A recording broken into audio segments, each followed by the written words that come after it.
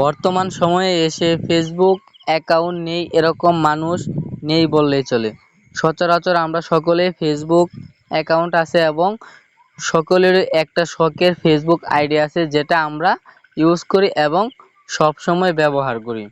তো আপনি কি কখনো ভেবে দেখেছেন যে আপনার এই শখের ফেসবুক অ্যাকাউন্টটা হ্যাক হয়ে যেতে পারে বা গোপনে আপনার এই ফেসবুক অ্যাকাউন্টটা অন্য কেউ চালাচ্ছে?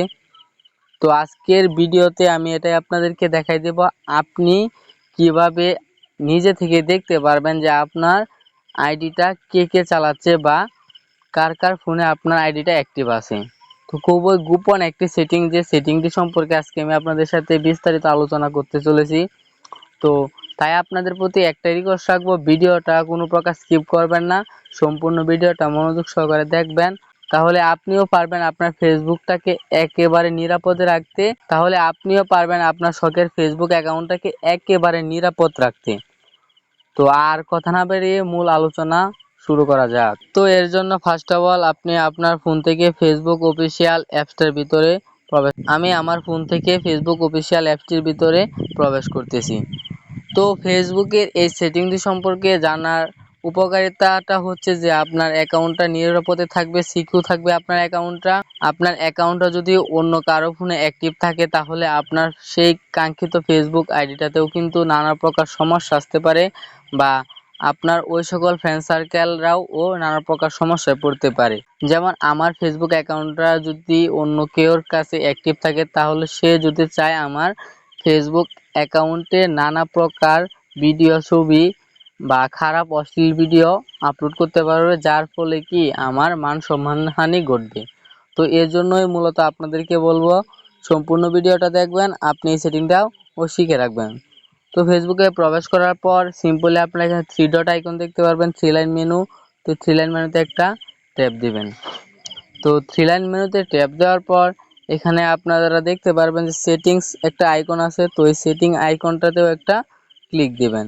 তো আমি যদি সেটিং আইকনে একটা ক্লিক দিই তো আমাদের সামনে এরকম একটা ইন্টারফেস শো করবে।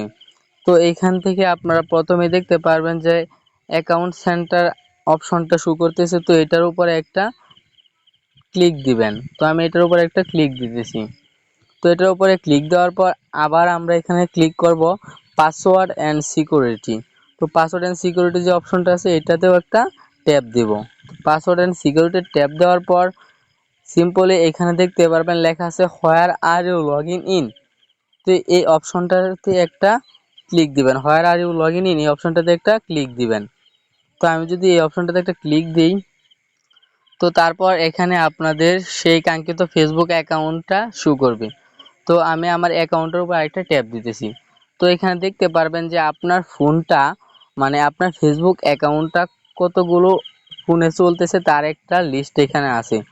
তো আমার ফোনটা অ্যাক্টিভ আছে এবং নিরাপদে আছে। তো আমি কিভাবে বুঝলাম? কারণ এইখানে যে ফোন সেটটি শো করতেছে মানে যে সেইটে বা যে ফোনে ফেসবুক অ্যাকাউন্টটা অ্যাক্টিভ আছে ওই ফোনের নাম এখানে শো করবে। এখানে যদি অন্য যে কোনো ফোন থাকে যেমন রেডমি, রিয়েলমি ইত্যাদি যে কোনো ফোন, ওই ফোনের নাম এখানে শো করবে। তো এখানে আমার যে ফোনে আইডিটা চলতেছে ওই ফোনটার নামটা এখানে শো করতেছে। তো যে কারণে আমি নিরাপদে আছি যে আমার ফেসবুক অ্যাকাউন্টটা আমার ফোনে চলতেছে, অন্য কোনো ডিভাইসে চলতেছে না। তো যদি অন্য কোনো ডিভাইসে চলতো তাহলে এখানে নিচে ওই ডিভাইসগুলো বা ওই ফোনের নামগুলো শো করতো।